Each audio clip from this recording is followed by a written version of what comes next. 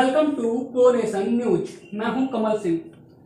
पिछले 60 दिनों से अधिक टाइम से जो किसान और सरकार के बीच एक द्वंद्व चल रहा है, जो किसान आंदोलन चल रहा है, उसमें कल यानी 26 जनवरी गणतंत्र दिवस के दिन एक अहम पड़ाव आने वाला है। और ये अहम पड़ाव सिर्फ आंदोलन के लिए नहीं बल्कि पूरे हिंदुस्तान के लिए एक अहम दिन होने वाला है।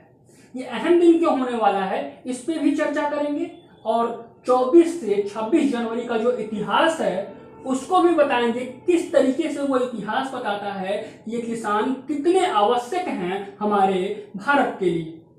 और बात करेंगे साथ में जो भी द्वंद्व चल रहा है, पुलिस से बैठक चल रही थी और उसके बाद पुलिस ने अब किसानों को रूट दे दिया है ट्रैक्टर परेड करने के लिए। जो तीनों राज्यों की पुलिस थी, उत्तर प्रदेश, हरियाणा और पंजाब, ये जो तीनों राज्यों के पुलिस के साथ किसान नेताओं की लगातार बैठक चल रही थी, उसके बाद उनको रूट दे दिया गया कि आप अपनी ट्रैक्टर परेड जो है वो निकालें और अपनी झांकी भी आप निकालें।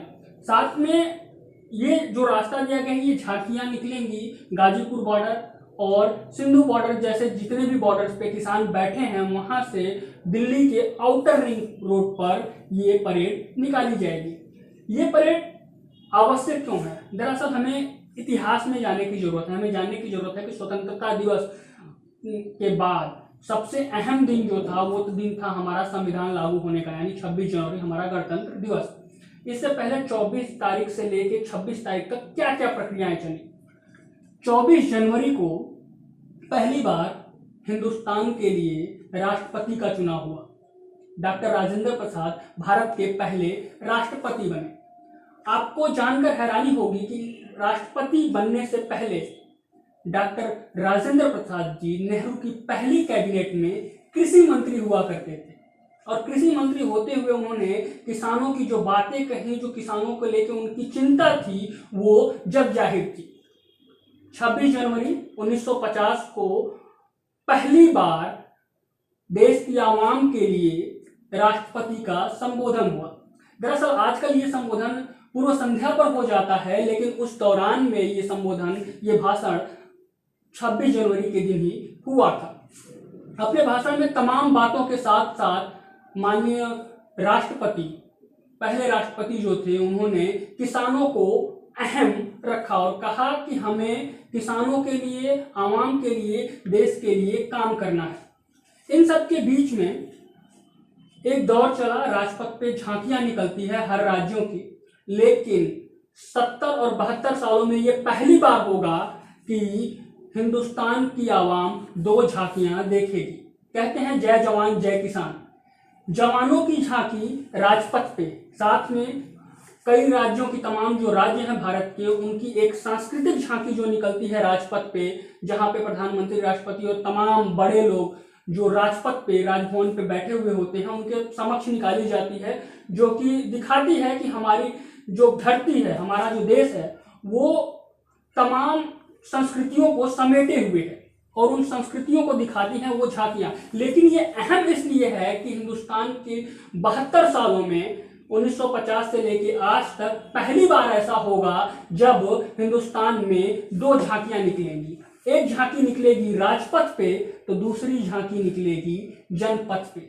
जनपथ पे झांकी निकलेगी किसानों की, राजपथ पे झांकी निकलती है जवानों की जो अपना शौर्य और पराक्रम दिखाते हैं, तो जनपथ पे झांकी निकलेगी किसानों की जो दिखाएंगे किसानों की तमाम समस्याएं जो आजादी के बाद से आज तक किसान झेलता आ रहा है और उस पे बहुत ज्यादा ये राजभवन में बैठे हुए लोग बहुत कुछ नहीं कर पाए हैं। तो किसान की समस्या हिंदुस्तान में जग जाहिर है।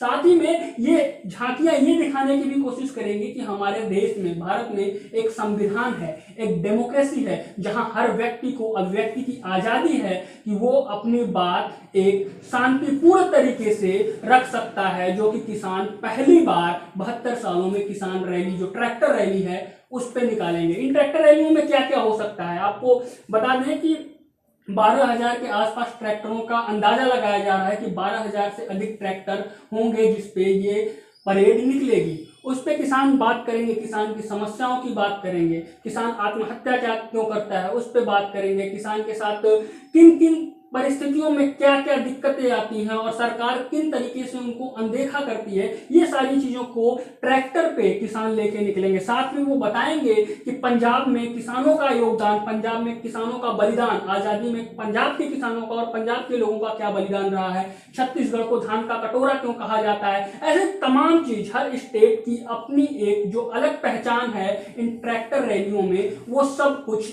देखने को मिलेगा। कि महाराष्ट्र में किसानों की समस्याएं क्या क्या हैं, महाराष्ट्र में किसान आत्महत्या क्यों करते हैं, इसकी भी झांकी ट्रैक्टर परेड में देखने को मिलेगी। तो कहीं ना कहीं आपको ये देखने योग्य संयोग है कि 72 सालों में ऐसा पहली बार होगा कि राजपथ पे हम अपनी संस्कृति को दिखाएंगे, तो जनपथ पे किसान जनता अपनी समस्याओं को दिखाने की कोशिश करेगी। साथ ही में एक वैश्विक संदेश देने का प्रयास होगा, या एक वैश्विक संदेश जाता है इससे कि हमारा देश एक डेमोक्रेटिक कंट्री है, यहाँ पे अभिव्यक्ति की आजादी है, तमाम संस्कृतियों को समेटे हुए है, और अपनी बात कहने के लिए, अपनी बात उन हुक्मरानों को बताने के लिए जो सिंहासन पर बैठे हुए, उनको ये लगता है कि राजपथ की निगरानी वो कर रहे हैं और बहुत बखूबी कर रहे हैं, लेकिन शायद राजपथ के साथ साथ उनको जनपथ को भी देखना है कि जनपथ की निगरानी भी उतनी बखूबी होनी चाहिए। जनपथ की जो जनपथ पे लोग परेड कर रहे हैं उनकी भी सुरक्षा उतनी ही आवश्यक है जितनी आवश्यक राजपथ पे मौजूद लोगों की होगी।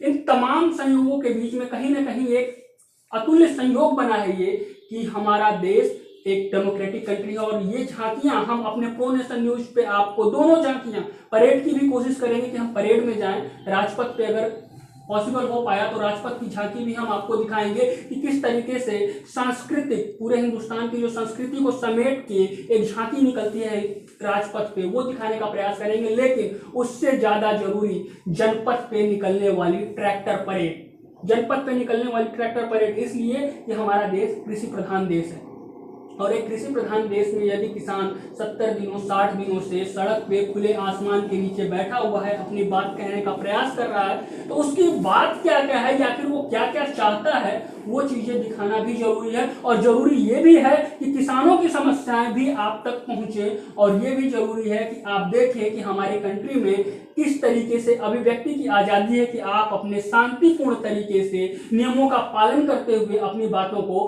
किस तरीके से कर सकते हैं।